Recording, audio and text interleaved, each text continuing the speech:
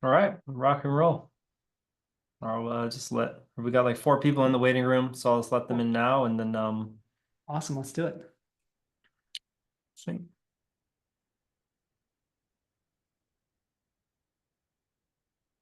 Hey, what's up, everybody? Welcome. I'm about to push this live to Facebook here. While we're getting settled in, would love for you guys to introduce yourselves in the chat. Let us know what kind of coaching you do, where you're calling in from. I know a few of you here. Hey, Karina, it's good to see you. Hey, Anna, if that's the Anna, I think it is. Great to see you as well. I want to introduce you guys to Peter Scott as well. He is an epic coach, founder of Fearless Coaching Academy. Peter, why don't you say hi to everybody and introduce yourself? Hey, everybody. Great to see all of you. Nathan, thank you for having me here, man. I really appreciate it. And I'm excited. I know many of you are at the beginning of your day to share some of the steps today on how to effectively launch your coaching business and get your first paying client in the next 30 days. So I'm pumped to be here. Yeah, awesome.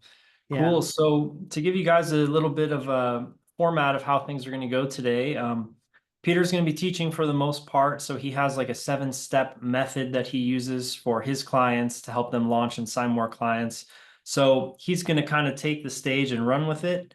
And from there, I'm going to chime in here and there and kind of emphasize different talking points. Um, we're going to kind of riff off of each other.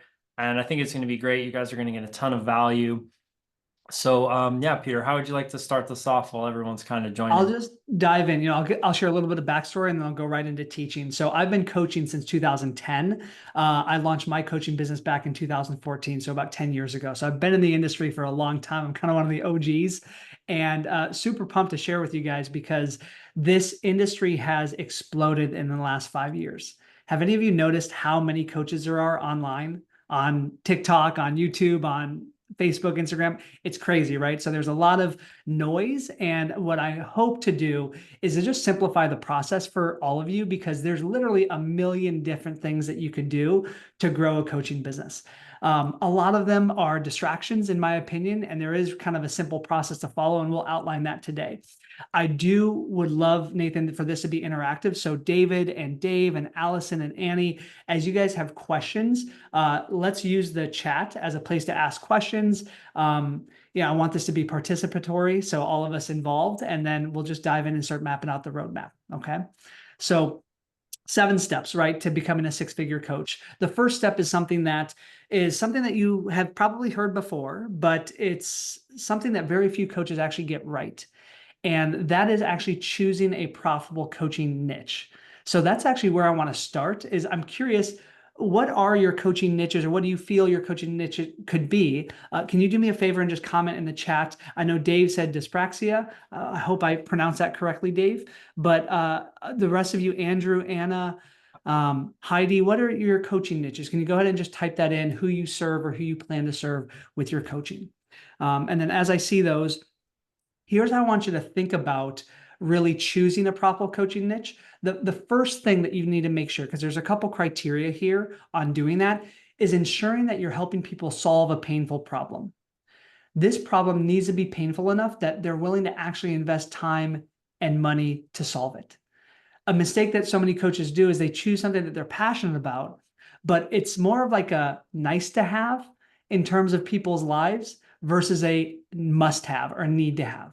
And we need to make sure that we really are solving something that's very painful.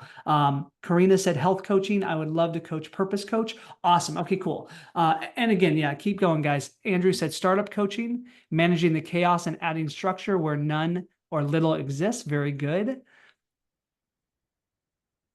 Anna, what about you? Heidi, David, I'd love to hear from all of you. So that's number one, is got to solve a painful problem. The second thing is the people that you serve, they do need to be able to afford your coaching. And it doesn't mean that they have to have the resources necessarily, but they do need to become resourceful. I remember when I started my coaching business, this was 10 years ago, I worked with a guy who's kind of like a famous coach now. Some people love him, some people can't stand him, but his name's Garrett White. He has a movement or a program called Wake Up Warrior. Have any of you heard of Garrett White? Nathan, you have, yeah, he's a Yeah, really for sure. brilliant marketer. I worked with him literally 10 years ago. And at the time, I invested 20 grand to work with him, and it was a ton of money. It was really scary. Now he charges like hundreds of thousands of dollars for his high level programs. But I was at the time had just lost my sole source of income. So I literally got laid off of a job. I was working in finance, and I had to come up with this money that I did not have.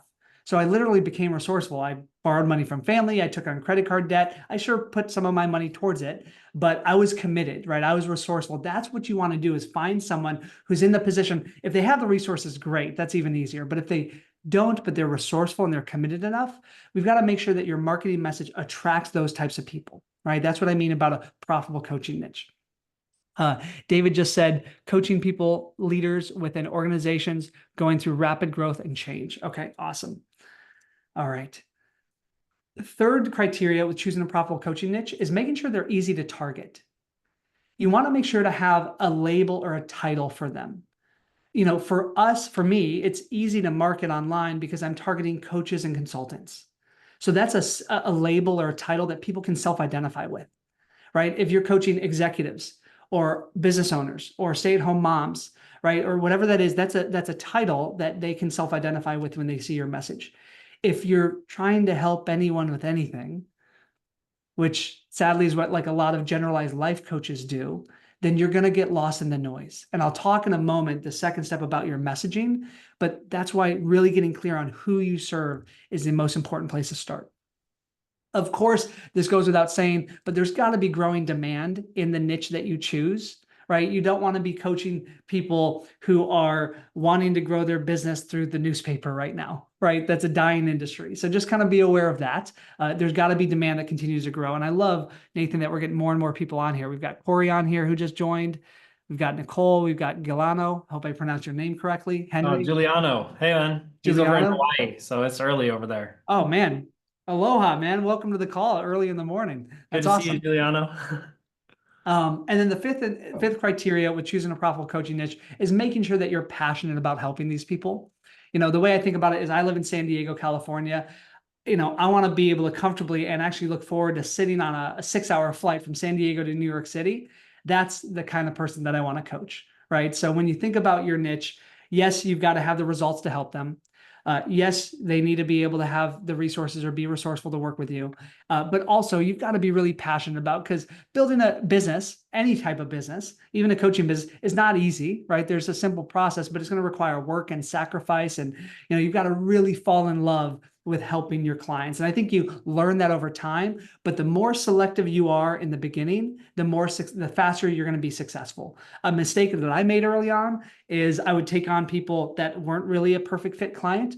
And honestly, it was because of scarcity, right? I wanted to make sure that I could help somebody and, you know, pay the bills and all that. But that never worked out good when I did that. So that's one thing that you just want to be very clear on, is being selective, even if you're just starting. Okay. So those are kind of the first step. The most profitable niches to choose, and these are kind of big global buckets, are really going to be health, wealth, and relationships. So of course you don't have to coach within one of those three, but those are the big three that people pay the most for, right? So health could be weight loss coaching, it could be longevity coaching, it could be energy management, right? There's a bunch of sub niches within health. Wealth could be business related. I know some of you are leadership consultants and executive coaches. Could be business growth, could be sales training. There's, you know, could be investing or finance related. There's a ton of stuff you could do in the wealth niche. And then relationships could be so many different things. How to attract your ideal partner, how to be a better parent to your kids, how to be more connected with your spouse, whatever those things are, right? Those are sub niches within the three primary niches of health, wealth, and relationships. If any of you have any questions, I know more of you are joining. I want this to be interactive, so please do ask any questions through this process, and feel free to ask for feedback on your specific niche that you chose. Heidi's niche is anxiety coaching to living life deliberately. Love that. That's a real problem today, anxiety. So that's a great, like when you think about a painful problem, that's a great one to serve. And the cool thing, Heidi, with anxiety, is that people are searching for training on that right now. Right, one of the best things that you could do as an anxiety coach is to start developing content on YouTube, because YouTube is where they're searching for education on. Right? How many of you go to YouTube to watch videos? Anyone? Cal? Corey? Yeah, you do? Okay, yeah, totally, for sure. If any of you want to check out my YouTube channel, just search Peter Scott the Fourth. I do a bunch of free training videos, but I designed it all to basically teach and solve problems for coaches. And it allows me to accelerate the building of know, like, and trust with people who've never met me before. So that could be a really great tool in your process. All right, let's go to the next step. Next step is actually clarifying your marketing message. You not only want to be clear on your niche, but you want to be clear on what's the message that's going to cut through the noise and attract them to you, right? Because again, there's so many coaches online. So I do have a framework that I follow to help you, and I'll give you the exact framework so you guys can test it for your own niche. But I think about the 3 Ps, right? There's 3 or 4 Ps when it comes to your marketing message. The first is choosing the person, like who's the person that you're talking to. I gave you a couple examples earlier. It could be executives, could be stay-at-home moms, could be salespeople, right? What's the title that you're going to use to address the people that you're serving? The second is the problem. You do want to pinpoint the problem, and you want to include the problem in your message. I call this your magnetic message. The reason is because trust is at an all-time low in the industry right now. Do any of you feel like you've been in the coaching industry around long enough to where it's like you kind of have a high level of resistance and a low level of trust? Am I the only one? No? Okay, cool. Yeah. So to recognize that if you don't talk about the problem that you solve and you only talk about this amazing promise that you make, it kind of triggers people's BS meters. They don't really believe that, right? And that worked really well for the last few years, but like 10 years ago, within the last like 2 to 3 years, the market has shifted dramatically. And so you always want to lead with this is the problem that you solve, because that's what is on your prospects' top of mind right now. When you speak to their problem, they see themselves in your message. Then you want to include the third P, which is the promise. So far I've talked about the person that you serve, the problem that you solve, and the promise that you make. Those are the 3 Ps that make up a magnetic message. And I'll give you a real world example. If any of you ask me what I do, I could say that I'm a business coach, but who cares what that means? No one really cares about that. But if instead you ask me what I do, and I said, I help coaches who are struggling to launch their business to earn their first 6 figures in 12 months or less.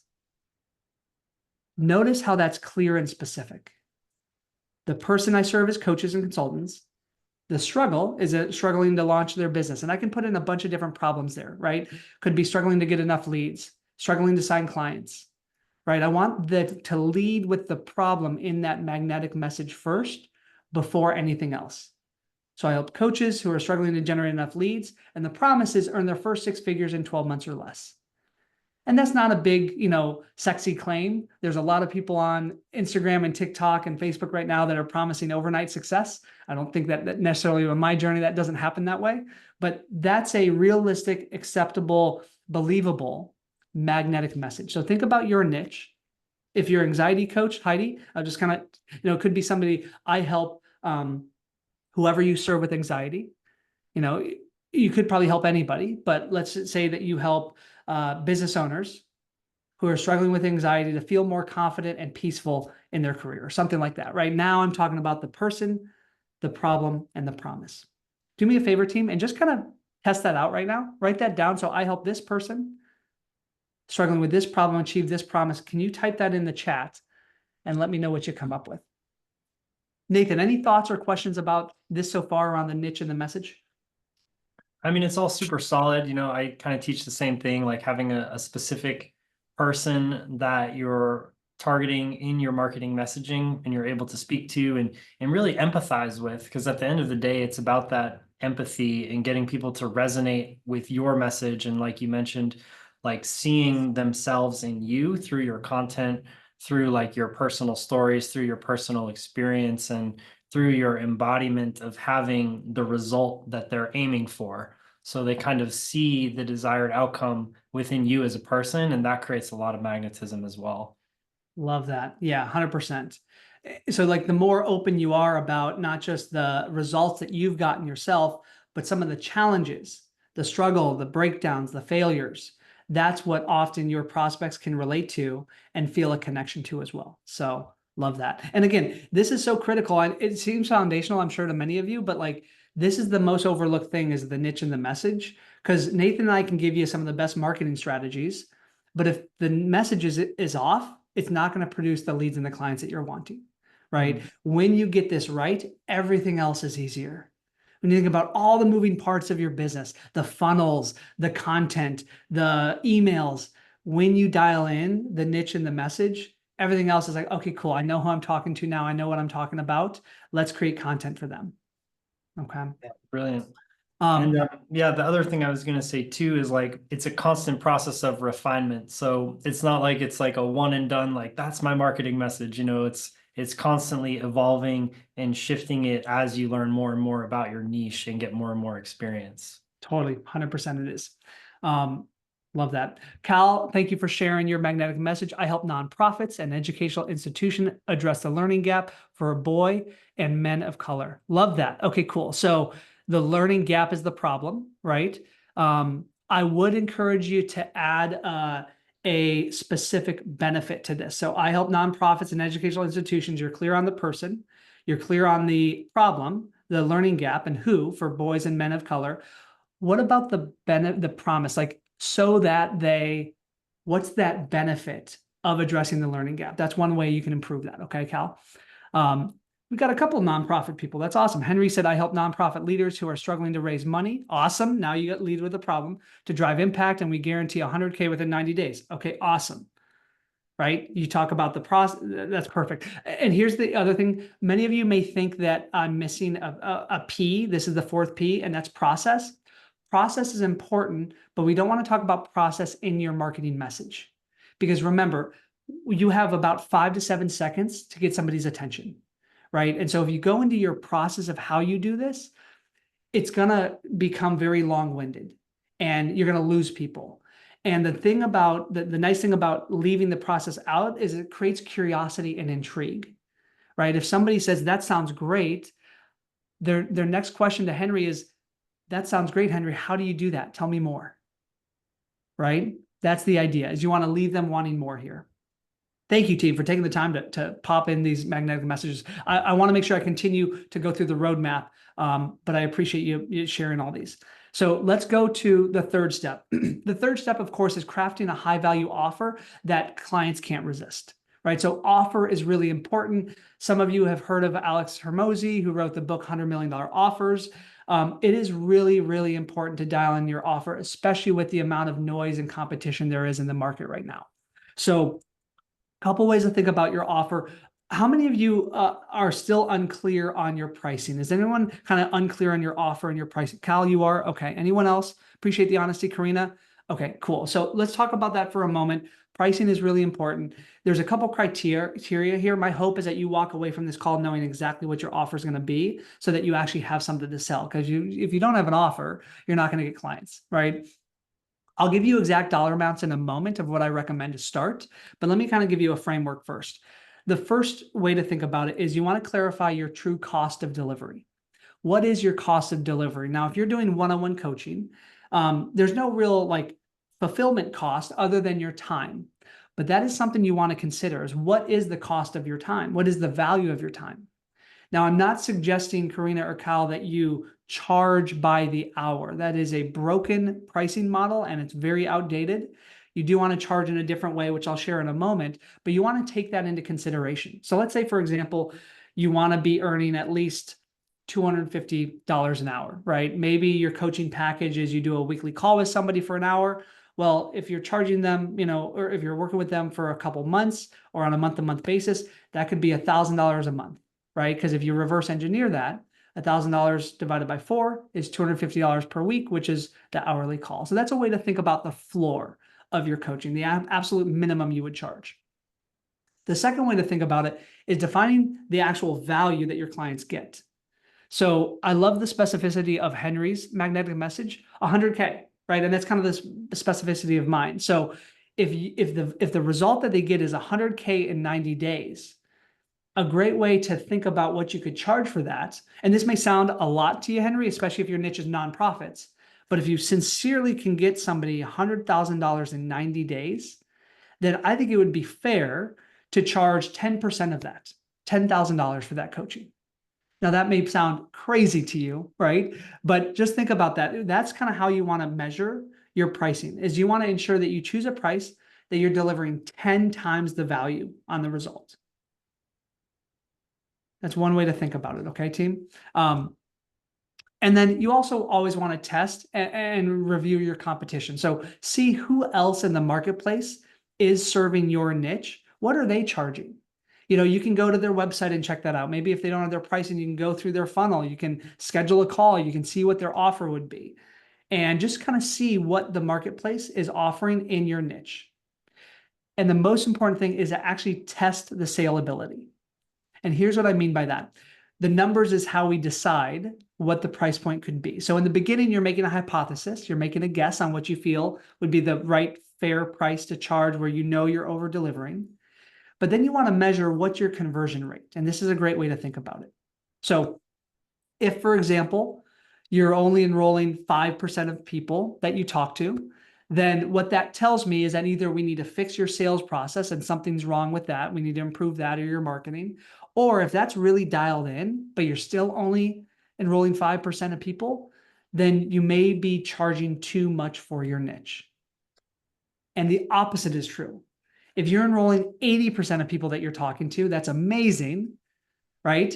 You've got probably a really great proven sales process and marketing system, but it means that you're probably charging too little. The sweet spot that I love, and Nathan, I'm curious about your thoughts here, is around 40%. 40% is a great conversion rate to aim for. There's a lot of people that claim higher out there. Just kind of people will say, I guarantee you a 90% conversion rate. But when you're like generating leads on Facebook of people who are total strangers, it's kind of, that's kind of, I think, just not a realistic number to aim for. Most coaches are around 5 to 10% when they're starting. 40% is a really good number. Nathan, what do you think about that conversion rate? I would agree. Yeah, I think that that's solid.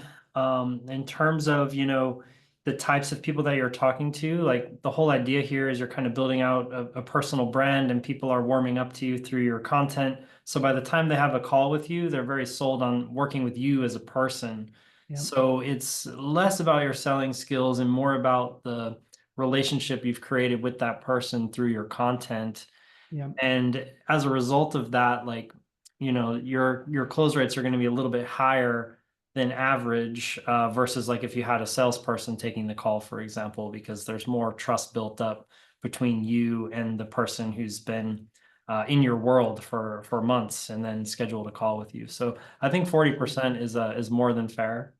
Okay. Yeah, for sure. And content is, you mentioned content a couple times. That's a really important piece, right? Because imagine somebody schedules a call with you and there's no content for them to go through, no videos to watch, no emails to read, no connection to you, your values, your personality, your passions, right? That's going to take more of an effort to enroll them as a client, and it may take multiple calls. The goal of content is to get somebody 80% sold or 80% enrolled before they even get on the phone with you, right? And to really genuinely create a connection there. Because at the end of the day, people don't hire coaching. They don't invest in coaching. They invest in coaches. They find a coach that they feel a connection to, that they feel can help them get the results that they want. So that's why it just requires courage and vulnerability and all those things of you starting to produce that content online. Okay. Let's talk about pricing. Now, I know that some of you have different models, so I'll just kind of share the three big models that most coaches have. Think about one-on-one coaching is where I recommend every coach start. Every coach start on one-on-one coaching. But you don't want to stay on one-on-one coaching because there's a limitation to time, right? You're trading time for money with one-on-one coaching. You will hit a ceiling there. Group coaching is a great way when you have a really good model behind you and a curriculum to leverage your time. So I'll share pricing with that, and then online courses. And that's kind of like, think about one-on-one coaching, group coaching is one to many. And then online courses could be like none to many, right? You record it once and now you can sell it. Price point that I'd recommend, feel free all to write this down. Great time duration for your first offer could be 3 months. Now, some of you may want to work with clients for more than that, 6 months or 12 months, some for less, but 3 months is generally long enough to create a significant transformation and short enough to keep people highly motivated. And that was the offer that I started when I first started my coaching business 10 years ago. So a great price. Again, this depends on your niche at times, but a way to think about it could be $3,000 for your 3 months of coaching, or $1,200 a month. Or if you want to go a little bit less than that, you could say, $1,000 a month for your coaching, or $2,500 pay in full. And just notice the pricing difference there. I'm incentivizing and offering people a 20% discount who prepay upfront.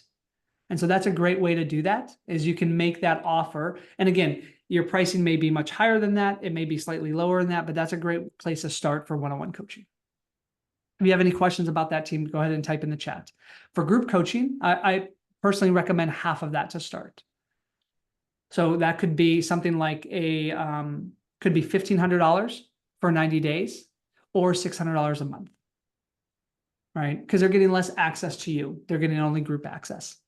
And then a great price point for an online course could be, place to aim for would be $997, right around $1,000. The benefit of that is that allows you to make a profit while also partnering with people and being able to pay out affiliate commission if you decide to do that in your business down the road. Now, when you first start, when I launched my online course for the first time, I only charged $97 because I just wanted to prove that I could get a client, right?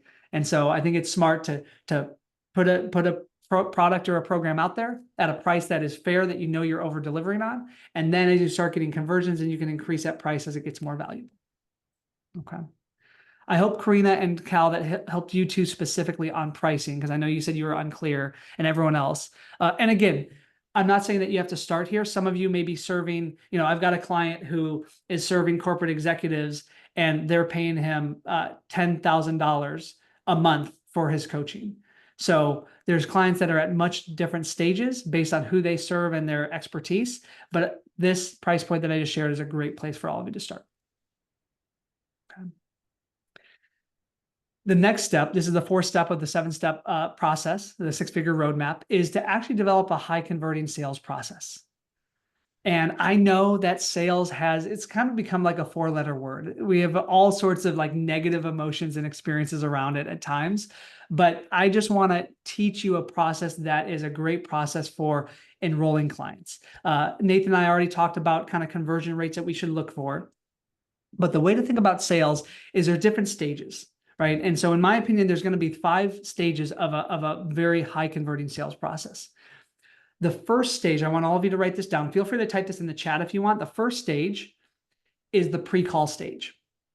And this is before somebody even gets on the phone with you. So when somebody schedules a call with you, you want to make sure that you are preparing them to get the most value from that call. And the way that you can do that is you can point them to different content that you have. You can point them to a PDF that gets them prepared for whatever result that they're going to get after that call, whether they work with you or not. All of these are done strategically to build that know, like, and trust with somebody. Because even if you have a YouTube channel, even if you have a Facebook group, even if you have emails, it doesn't mean that that person who scheduled a call with you has consumed that content. In a perfect world, they have. But sometimes they need to be reminded to do that in preparation for the call. And they need to be told or described what the benefit is for them to do that. So just think about what is the things that you do in your pre-call process. One thing that I do is we have a person on our team send a link to a 5-minute video for them to watch. We also give them a link to our YouTube channel to binge watch content that they want.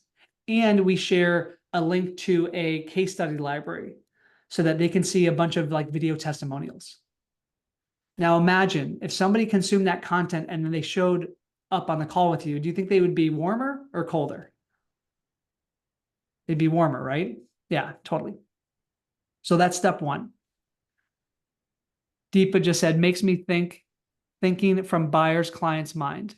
Totally. Yes, that's exactly right, right? You want to get them into, some people call it the buyer's pocket, right? So you want to get them pre-interested, pre-qualified, predetermined to work with you before you even get on the call. Now, in terms of sales process, Nathan, you may have a different process than I do. I am a big fan of a 2-call sales process. I've done 1-call sales process before, but when you start generating a lot of leads, especially when you're doing ads, these are people that are generally colder to you. And so I have a 2 call sales process. The first call is like a 15-minute brainstorm call where we just explore if or how we can help somebody. And that is designed to build trust and qualify whether or not we can really help them. The nice thing about that is somebody gets value from that regardless, and they're not going to be pitched to. So it'd be really useful for you to have that because it just lowers the defense and it builds that trust and it protects your time. Because as you get all of your marketing systems dialed in, like you don't really have the time to give somebody an hour if within the first couple of minutes you could recognize that they're not a fit for your coaching. Right? You want to respect their time and yours. By the way, I have scripts for all these calls. If any of you want them, just let me know, and maybe I can share them, Nathan, with you, and we can send off the scripts to everybody. Yeah, absolutely. Okay, cool. So that's a 15-minute call. Again, it's designed to build trust and explore if or how we can help somebody. After that call, we then go into the post-call process, which has a couple other pieces of content similar to the pre-call, but more specific to the offer that will be made on the next call. All right, so if somebody makes it through that first call and then on the second call, they're qualified to potentially work with us. They're curious about it. All right, so we want to have them go through some more content for that. Yeah, Julie said, awesome. Cool. Julie, I'll make sure you get it. Okay. And then the fourth call is a sales call. Now that's a longer call. That could be somewhere between 30 to 60 minutes, on average about 45 minutes. And that's where you really want to dive deeper into the problem that this person has, the vision that they want, all of that. And so you do a little bit of that in the brainstorm call. Some people call it a triage call, but because you only have 15 minutes, you don't have a ton of time to go very deep, right? The whole point of this call is to figure out what's the problem that they want solved and why is it a problem? Because that's what business is at the end of the day. It's designed to solve problems, right? So whether you're an anxiety coach, a health coach, a nonprofit coach, a business coach, a relationship coach, you're pinpointing what's the problem that this person is struggling with. Can I help them? Do they want help with solving that problem? Okay. Love it. I get a bunch of me toos from everybody. Okay, we'll totally get this scripts to you guys. Thank you for saying yes. Corey, yeah, I like this. Cool. And then step 5 would be a follow-up process. Now, in a perfect world, you don't have to follow up, right? By that sales call, they're a client and it's awesome. But sometimes you'll have somebody who'll say, let me talk to my spouse, or let me check my finances, or let me think about it. And that's okay if that happens. The goal of your marketing and your sales process leading up to that, though, is to eliminate that from happening. But if it still does happen, you do want to have a clear follow-up and an agreement to when you meet next. This is a huge oversight that I see coaches struggle with. Is they get to the call, they make the offer, the person says, I'm so interested, I totally want to work with you. Let me just think about it. And they go, okay, cool. Think about it and get back to me. Don't do that. Don't make that mistake, right? The acronym that I use is BAMFAM. I want all of you to type in BAMFAM, BAMFAM. And that's an acronym that stands for book a meeting from a meeting. So when you make that offer, if they do need to think about it, or if they do need to check with a spouse or whatever that is, then okay, give them the space to do that, and say, let's just make a commitment to, okay, take the time you need to talk to your spouse today. I've got availability tomorrow at 3 p.m. or Monday at 1 p.m. Which one of those times works best for you to reconnect? And then from there, we can figure out next steps. Right now, there's a lot of sales trainers out there who will teach you that, no, don't let them off the phone and hardcore close them. And that's just not my style, not my personality. So you got to choose a process that feels very natural and genuine to you. So I'm hoping that many of you ask for the scripts. I'll send you the scripts. Take what works in that and make it your own and discard what doesn't. But just make sure it feels natural and genuine to you. That's really, really, really critical. Okay. Nathan, thank you for taking notes on this, man. That was super helpful. Yeah, good summary for everyone. Cool, man. Awesome. And then I'm just curious, do you have a similar process with your sales process? Is there anything different or that you would add? So on my end, and I mean, there's multiple ways to get to the top of the mountain here, but instead of the discovery call, I put an application. So that kind of does the work of the discovery call. Yep. Everything else, though, yes, absolutely. And for most coaches who are just starting out, it might seem like a lot, like, oh, I need this content, I need this PDF about my program, I need like my offer details. And what my advice is to just build it like one brick at a time, and just you know start from the beginning, figure out your niche, get your offer dialed, start marketing yourself to get leads. And by the time people are actually booking calls with you, I mean, it's a process that takes time from the moment you launch. So just, one thing at a time, and constantly iterate and evolve as you go, and just keep building it out and making it better and better. And it's really a compounding effect of consistent effort over time. Love that you shared that. It really is, because it can feel like a lot when you're starting. It is critical to take it step by step and know that like done is better than perfect. I would love for some of you to type that in the chat. That's the mindset that I have, because many of us come from different backgrounds. I came from an investment banking background, which is totally different than coaching, like private equity investment banking. That's an industry of perfection, right? We had to put pitch books together for these huge $100 million plus deals. And like if we didn't dot an I would be like fired from my job, right? That perfection served me in that industry, but it was the exact thing that held me back as an entrepreneur. So just know that the first version you put, with your message, with your content, with your sales process, it's not going to be the best one. And that's okay. Let's get the MVP out there. And then over time, let's optimize, find the holes in the process. And you're going to turn around 6 months, a year from now, 3 years from now, blown away at what's built, right? Really being patient in the process is important. So love that, Nathan. That was awesome, man. Um, Deepa said it takes time to build a mountain, but it can be done one aspect and part at a time. Totally. Yeah, for sure. Love it. Love it, Shelly. Awesome. Well, let's get into like, I think many of you are like, awesome. These are steps that I can follow. I also promise like, here's the fastest path to get your first client in the next 30 days. So I want to fulfill on that promise, because you could build funnels, you could run ads, you could do all this stuff, but that takes time. And realistically, I don't think many coaches who are just starting out can get that stuff done in 30 days. So many of you have a network of people who know, like, and trust you. And one of the best strategies that we teach our clients to get their first paying client is what I call a market research interview. And so I want all of you to write this down either in the chat or on your notes, because this is a great way for you to optimize and dial in your message and get that first paying client. Or if you're already working with clients, your next paying client. And let me kind of explain what this process is. A market research interview is where you reach out to your network and you ask for a favor. So for those of you that are very clear on your niche, you want to think about who in your inner circle, who in your life represents your ideal client, or may be connected to somebody who could be your ideal client. And you want to reach out to them and ask them a favor and say, hey, listen, I've decided to launch a coaching business, and I'm looking to interview a couple people that I feel would represent who I want to serve. This would help me develop this program to make it as valuable as possible. Would you be open to meeting with me on Zoom so I can ask you some questions? And if they already know that I can trust you, they're going to most likely say yes. Not everyone will, but most people would be open to that. And this is kind of some of the ground guerrilla marketing ways to start a coaching business that so few coaches do, because we get drawn to the shiny objects. We want the funnels and the ads and all that stuff. And again, you will have that stuff eventually, but this is one of the best ways to start. And so this is another script. I've just got a bunch of tools that I'd love to give you guys for free. I think would be useful. So I'll give the sales scripts like I promised. I'll also give our market research interview script. It's the word for word questions that you can ask when conducting market research interviews. And you want to keep one intention in mind.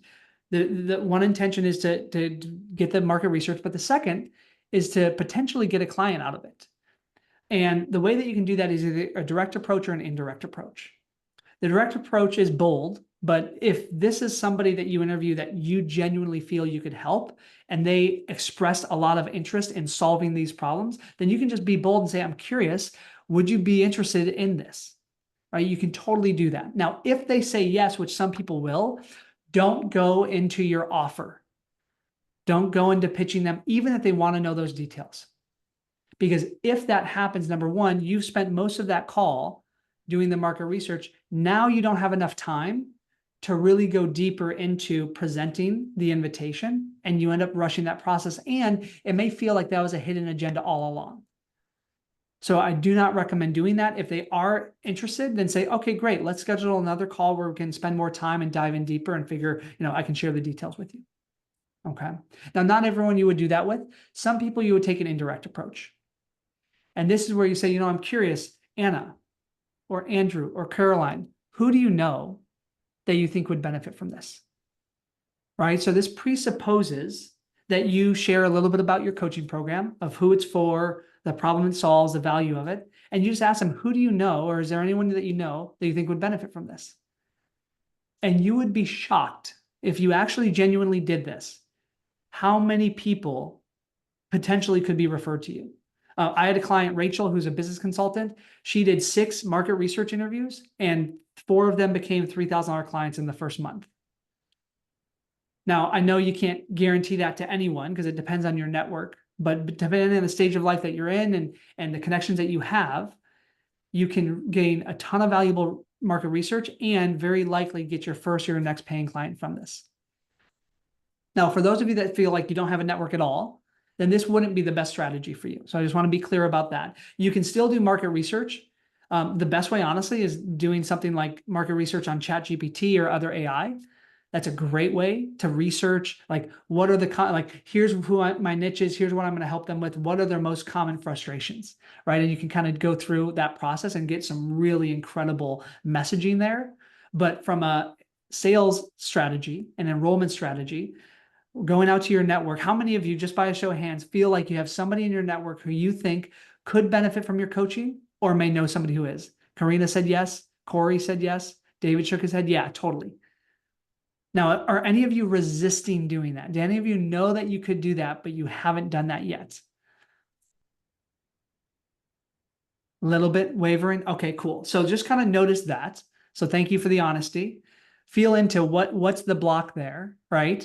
Is it, fear of rejection? Is it fear of because think about the framing that I'm coming from. You're coming from a place of asking for help. You're asking for a favor here, right? You're not selling. You're not going to make an offer to anyone who doesn't want the offer. That's the other thing. You're always seeking permission here, right? I'm not suggesting you're like selling your friends and family like I experienced back. How many of you did network marketing back in the day? I kind of poke fun sometimes at network marketers, but I was one of those in college. I was like trying to sell, all the weird stuff to people. I'm not suggesting that approach. I'm suggesting a much more integrity, based approach. But that's something to write down. Just market research interview is a really, really great way to leverage the opportunity of the relationship capital that you built and create connections with people who know, like, and trust you and could lead to your next client. Okay. Yeah, if I can chime in too. Yeah. Another thing with market research here is it helps you create the empathy for the people that you're making content for. So a lot of times when I'm writing content, I'll even think back to like a market research call I did and think about that person's like specific problems, their issues, and it helps give the content a lot more life. So while I do use ChatGPT and I recommend that my clients do too, the market research interviews have that added benefit of like building more empathy, giving you deeper insight and feeling into that person. And also, like Scott was talking about, having the ability to make an offer at the end. Totally, for sure. Yeah, because like when you're doing those interviews, you're unpacking people's frustrations, their fears, their wants, their aspirations, right? You're asking questions about that. So questions like, and I've got some notes here. What are the biggest fears and frustrations prompting you to look for solving your anxiety, right? So if you're, I think it was Heidi, anxiety. Like, what's the common frustration of their anxiety? Is it that, they don't feel comfortable in their body? They feel stressed out during the day? Or now their biggest fear is like, now it's going to impact their health. It's going to, limit their sleep, right? All of those things are frustrations and fears that you want to unpack and understand about that person. What are they struggling with on a daily basis? What's their vision? With regards to health, their health, what's the fantasy that's beyond their wildest dreams, right? That's all stuff that is going to be so powerful to use in your messaging. So Milano said, I see how valuable the market research interview is for us to understand our client avatars at a deeper level so that we can serve them at a greater capacity. I'd love to receive the interview format. For sure. Absolutely. I'll get it over to you. Let's talk about the final two steps. Final two steps is number one, how many of you have a lead magnet? Any of you have a lead magnet, Corey? Okay. Not all of you, it looks like. Lead magnet is a really important thing to have because it's a way to generate leads. I just want to define really quickly what a lead magnet is. This gets more into the marketing piece, but a lead magnet is a downloadable PDF usually, right? It's something you give away for free in exchange for somebody's contact info. A great way to think about it is, and write this down, is a great lead magnet is a complete solution to a narrow problem. A complete solution to a narrow problem. So I've got a bunch of lead magnets. You don't need a bunch. You only need one to start. But I'll give you a couple examples. One of our lead magnets is a sales script for coaches, right? So we give that away for free to generate leads on our list. Another lead magnet is a pricing guide for coaches. Another lead magnet is a coaching business launch checklist. Another one is a social media post playbook. So you can copy and paste posts to book sales calls. These are all invitations for somebody to put in their name and email address and download this thing for free so that we can start to deliver value to them. It's a great way to get people from social media onto your email list. And that's a really, really important step to take. Yes, you can get clients without an email list. You can do it through social, but it's great to have the asset that you built because some of those people will become clients within days or weeks. Some of them may not become clients for years. But the only way to stay on their radar for that long is through email. Anyone who tells you that email is dead does not know how to use it. Be very clear about that. Email is very effective when you know how to use it properly. Yes, our open rates are lower than they used to be and all that. There's spam filters. Those are challenges for sure. But you do want to make sure that you have that. So a high converting lead magnet is a complete solution to a narrow problem. Deepa said, I would love to know a little more about email marketing. I've had an issue not knowing how to go about it. It is also like content on social or bringing value. Yeah, so think about what email marketing is, Deepa, is delivering trust. So write that down. It's delivering trust. Building trust is really what it is. So you're delivering value through your emails. Those emails could be written or they could be video.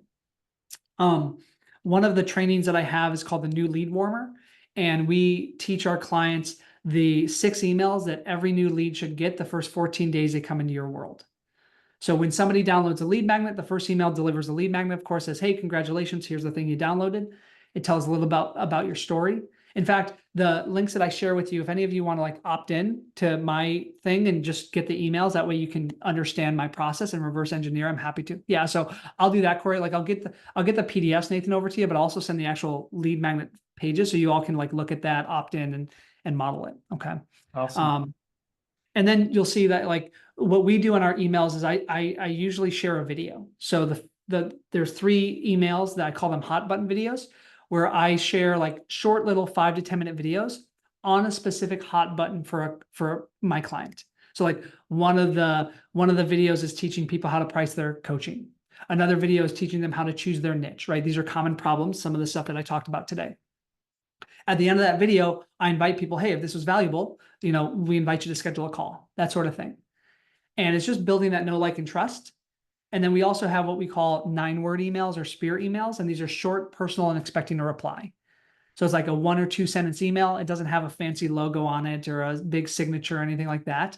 It's just, hey, are you wanting help with growing your coaching business? And people are replying to that yes, or they're not, or they're saying no. But the ones that are yes, okay, great. Now we can go into conversation with them. Notice what I'm doing here psychologically is I'm always leading and starting with getting their permission, right? The beauty of having a lead magnet is that this person took the first step towards you instead of you just cold DMing people. Now, there's people that teach the cold DMing process. It can be done, but to me, it just feels kind of creepy.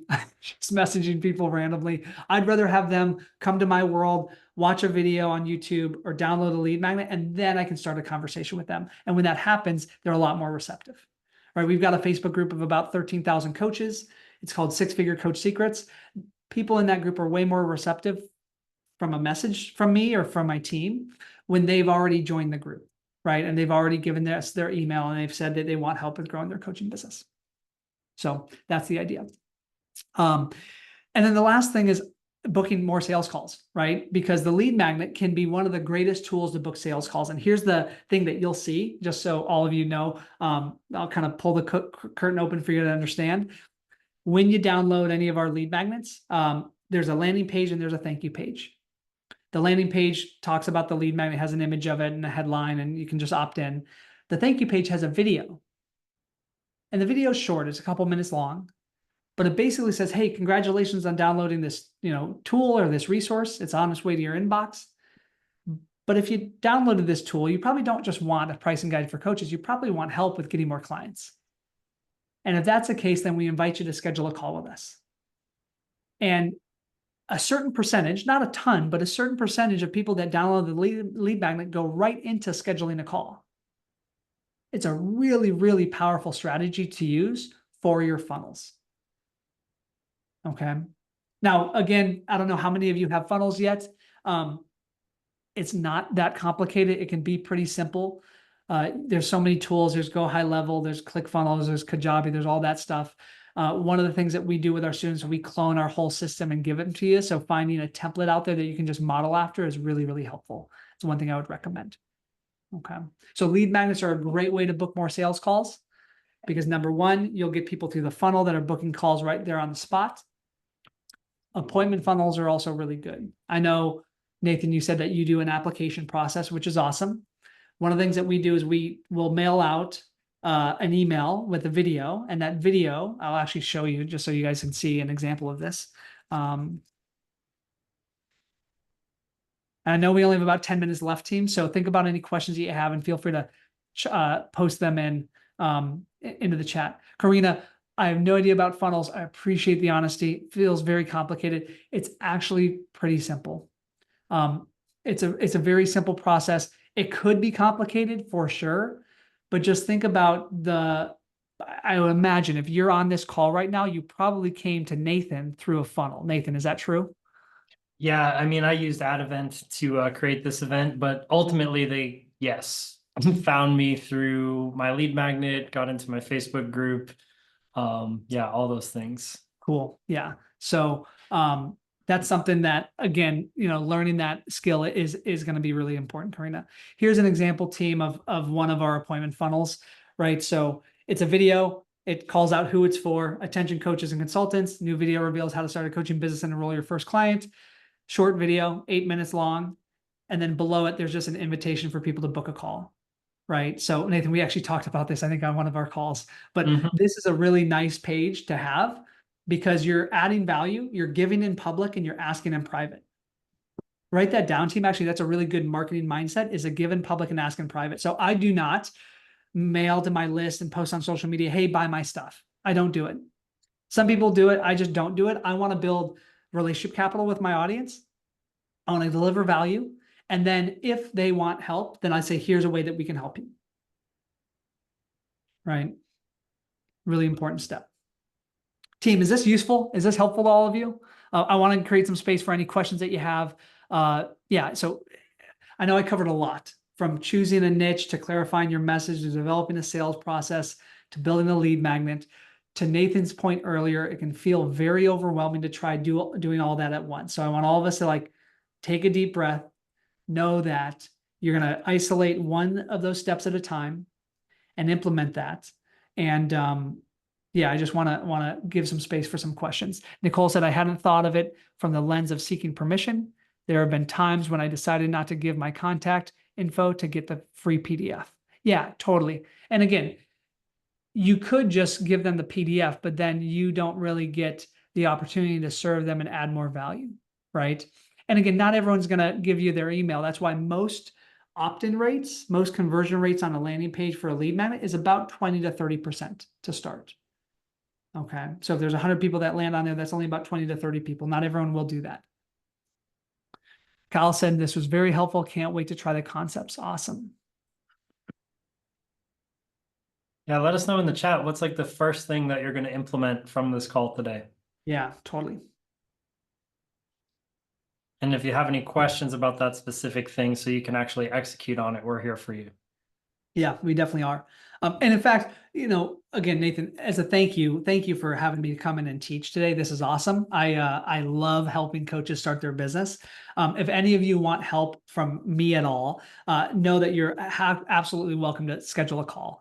I'd love to kind of have more one-on-one connection with each of you to kind of support you on this journey. Again, you can figure this stuff out on your own. You could. It just takes a long time. If you do want help, then know that there's an opportunity to schedule a call. I'll drop in the link in a moment so that you can do that. And we'll just kind of explore ever how we can help you and map out a game plan for doing that. So here we go. Shelly said, write down the 3 Ps. Same with Nicole. Kyle said, defining the sales process.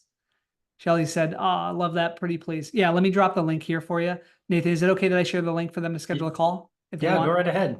Cool. Okay. Give me a moment, team. And again, just from like you'll get to see our process. So like if you do schedule a call, here's the link. We'll have like a 15-minute brainstorm call to start to just explore if we can help you. No offer is going to be made, right? And we don't do that on the first call. If you do want to know what that looks like, we can schedule another call and talk about it. But I just really want to figure out what's the big problem that you're struggling with. We'll take a look at your niche and your price point and your offer, and then map out a 3-step game plan to grow the business. So Andrew said being more systematic about my networking towards the market research effort. Yeah, and you use a great word, system. You want to systemize, Andrew, everything. One of our lead magnets is a systems playbook. It's like how to document, how to audit your different processes and turn them into systems. There's great coaches out there like Dan Martell talks about this. He wrote a book called Buy Back Your Time. And I know it's not imperative at this stage when you're just starting to dial this in, but just know that automating and systemizing most of this stuff is going to make everything so much easier, right? It's awesome to be able to go on vacation and not have to work and see that your business doesn't slow down, right? Because you've got systems and eventually you may have teams, some of you, as you grow the business. So Nicole, Andrew, Dave, Corey, man, I appreciate all of you being here. This was awesome. Nathan, anything else that you want to share with the group? Well, I'm sure some people do have some questions. They just haven't spoke up yet. So I would encourage you guys unmute yourself if you have a question and ask us here live. Would love to help you guys out with any of these steps that we talked about. Totally. Well, I'll jump in real quick, if that's all right. Yeah, go ahead. Go ahead, Corey. Yeah, hey, Corey. Hi, everybody. I'm Corey. I'm in Salt Lake City, Utah. I've been building my coaching practice for about 6 years now, and this year has been a big change for me because I've added automation and systems, and of course the learning curve of learning the systems and automation and all of that slowed me down gigantically. Yeah. However, it slowed me down in such a way I'm speeding up now, which is amazing. And so like what I'm using in my business is I have a weekly free call where people can come in just free on Zoom every single week, get a feel of me, meet me, get a sense of me. And then of course, then there's, a chance to then go to either a 3-day workshop or a once-a-month low ticket thing where I present my 3 pillars, what I'm doing, the essence of what I'm doing, no secrets, total transparency. This is everything that I do. And if you want to do it on your alone, great, go for it. However, if you want to do it with me, well, then let's have that next call. Yeah. Right. And so now this has been a really cool thing because what you mentioned earlier is going from one-to-one to groups. I do both of those things. But the thing that's been super cool to me is like this kind of new idea that I'm seeing everywhere, as opposed to selling a coaching package. It's now a focus of selling personal breakthrough. Yep. Which changes the conversation a little bit. It freshens the conversation from 1,000 million coaches saying the same thing 1,000 times a day. Yep. Right. So now it's interesting, like looking at what you're talking to me today, it was such great validation to say, Corey, you're doing everything. You've got things happening. It takes time to implement and apply. Yeah. But what I love, you guys bring such a fresh energy all the time. That's why I've been following you both for a while, and say, okay, cool. Look what they're doing. I can copy and rinse and repeat. So I'm really glad to be here today. So I just wanted to just say, right on. I love the validation that I'm feeling because of what you're doing. Your success is showing me that I can too. So I just want Oh, to throw that into the mix. So thanks, brothers, for being here. Corey, you're amazing, man. Thank you for that. And way to do the work. You know what I mean? A lot of people have a vision of what they want to build, and then, different roadblocks and obstacles get in the way, and you're doing it, and you're showing up, and you're being authentic, and you're teaching, and you're sharing, and you're giving, and Totally. and you're gonna benefit, your clients are gonna obviously continue to benefit from that. So thank you for the acknowledgement to both of us. We really appreciate that. Thanks, guys. Yeah, thanks, Corey. Team Nathan, I do have to hop off because I do have a call. I should have probably let you know that. I know one of you asked for a reading list. I've got one right here. If any of you want a reading list, really useful for coaches. There's a ton of great books out there. I will get Nathan you the links to the sales scripts and the market research interview and all that stuff. And if any of you want to reach out to and book a call with us, Earn 100K coaching is the best place to do that. We'd love to explore how we can help you. And again, Nathan, thank you so much for the invitation, man, to teach to your students here.